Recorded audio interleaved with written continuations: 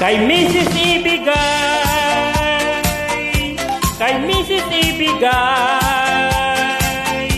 kay Mrs. Ibigay, ang lahat ng inyong 13-month pay. Kay Mrs. Ibigay,